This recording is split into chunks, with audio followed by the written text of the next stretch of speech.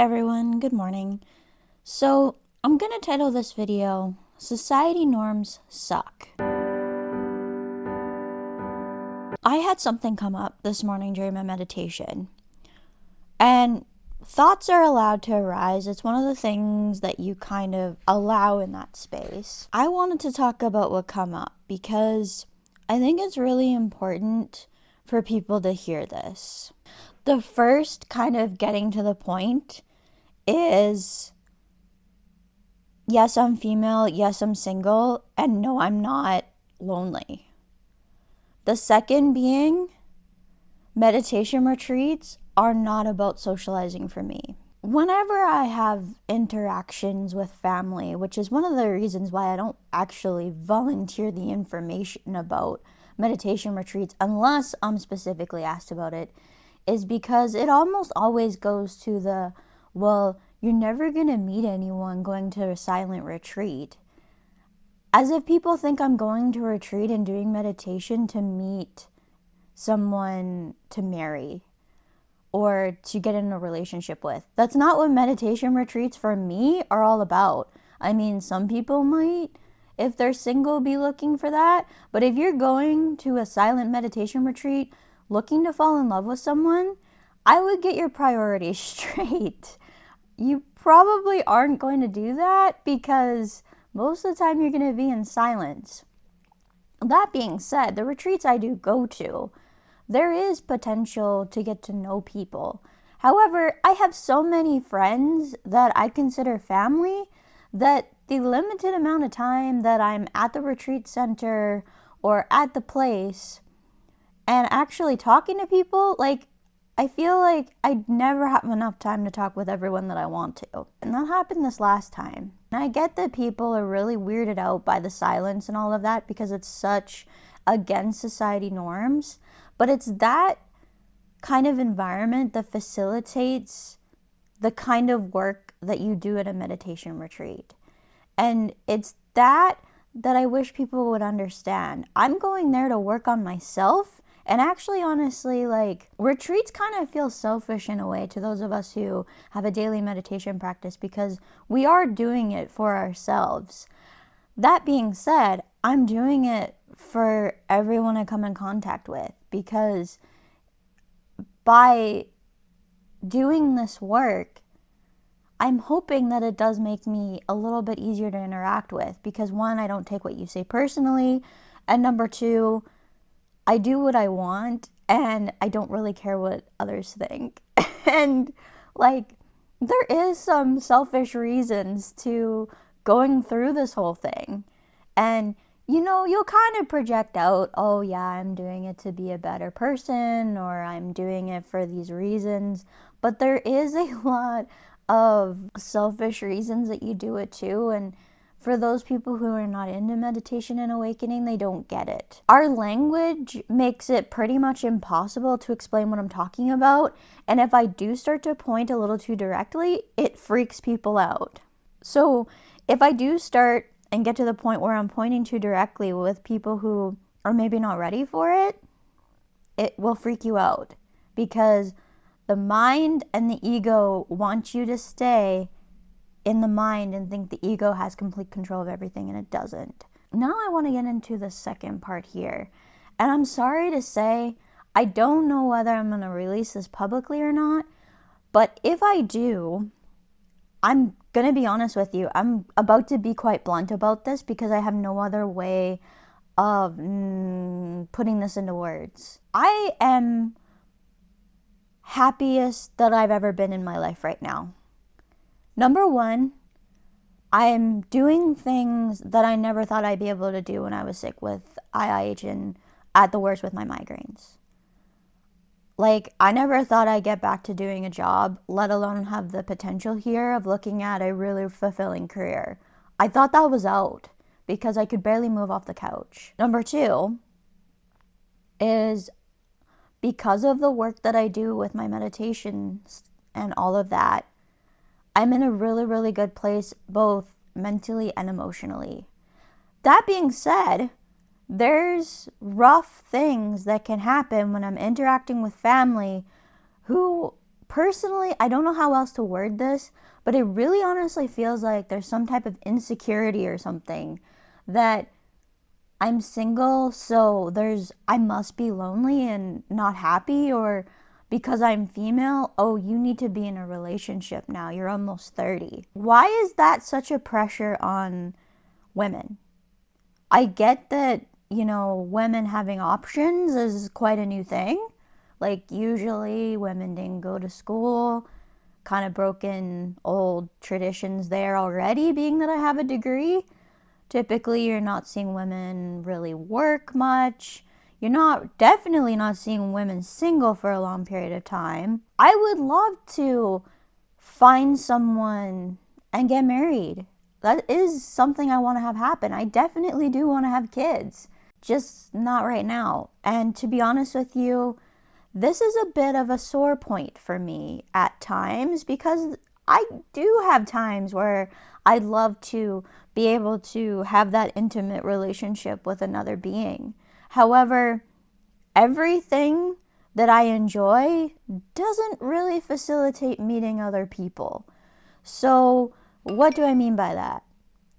My dietary restrictions make it almost impossible to go to bars even just to have supper. I'd do that and try new things at a bar if I didn't have my dietary restrictions.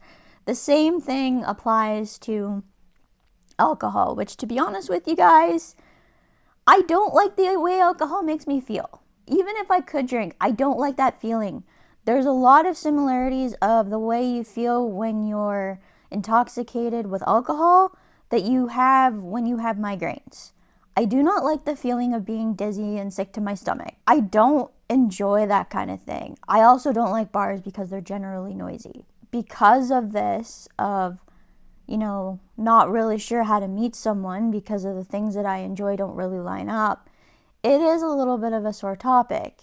And, because I've struggled with that, it does hurt. And I wish people would not use that as, a way to pressure me into something I'm not ready for. I truly, honestly feel. So, one of my good friends has said, the one you decide to marry is probably your biggest decision that you'll ever make in your life. And I mean, we can argue about how much is decision, how much is, circumstance, how much is all of that, which is a different argument for a different time, a different conversation for a different time. But I truly believe that too. I watch people all around me. There are some people that have great marriages and great relationships. I love that for them. It's great when you can be in a close romantic relationship with another human being. I've never had it, so I can't really relate. But then I also see the people who are on their third guy with multiple kids, and I mean, great for you. That's not what I want. I have two amazing parents that I'm still really, really close to. It's probably some of that is being an only child, but I want to have that for my kids as well. I want to have a good relationship between me and what will hopefully be a wonderful husband. And I want to have both of my kids have a solid relationship between the two of us. I really do believe that it's important the kids have both parents if that relationship is healthy. If it's not healthy, that's a different conversation that I won't get into. But it is something that I do truly hold to myself. And it's one of the reasons why I don't take dating lightly. That being said, they're like, oh, well, what about online dating? Online dating is almost always about getting into the other person's pants. And I'm not interested in that. Number one, my medical history means I can't be on birth control. I can't be on hormonal birth control. That's out. So there's very limited options besides abstaining. I'm very willing to joke around and all of that. But it gets to the point where it feels like people are ganging up on you almost because of I don't know what it is, but I swear it feels like it's because of insecurity that is on them. Is it possible for me to meet someone by having this wonderful, amazing journey with awakening. Yeah, but it's not the intention. And I wish people would understand that, you know, I'm not in this for that. It's not a part of it. It's work on myself. I'm sick of it, basically. I'm tired of it. Even if I do release this video publicly, probably not a good chance that my family's even gonna watch it. But you know, I guess if you guys do, that just know that this is where I'm at with this. Like, so there is a deep part of me that gets quite hurt by, you know, that feeling of frustration about, oh, you're still single kind of thing. It hurts. It's kind of, I don't know if you guys ever remember, you know, that whole thing about society expectations, but I know some people go through this. You know, they get married and then they wait a while to have children and they're like, when are you going to have kids? Like, you're married now, aren't you going to have children? And it's just like, that personal stuff, honestly, is nobody else's business. I feel like I'm almost getting to the point where I don't want to talk about that. Can we talk about something else? And I mean, if people are genuinely interested in what a meditation retreat is like, I'm more than happy to share it with them. But if it's just going to be like about making fun of the silence part of it, or, you know, trying to understand like why someone would go on retreat is fine. But it's just like, if you're just going to make fun of the fact that it's silent and how can you make friends that way? I have honestly some of the best friends on the planet right now. And these people have become my family that have been on retreat with me. The other night, I was on a Zoom call. I left being with my family for a Zoom call with my meditation friends. Like, there's just other ways that we get to connect these days that is a little bit different than how it used to be. And I don't have to have friends and family really, you know, right on my doorstep anymore. I can connect via Zoom, and it's a wonderful thing that you can have instant conversation with someone miles and miles away. Would it be nice to be able to get together and be like, give each other a hug? Of course, but you know, it's just not the reality of the situation. But that's what I wanted to talk about. This came up during my meditation, and it's just like, you know what? This thing is kind of, it does kind of hurt. And, you know, especially if you feel like you kind of struggle with that part of life, like making friends and the relationships part, because you are pretty content being by yourself. It can, you know, it's a struggle. You know, it's a rough thing sometimes. And I don't click with a lot of people. I've always been quite different. Oh, and getting back to the relationship thing, for those of you who are my family, do you remember when I was younger and how into something I would get?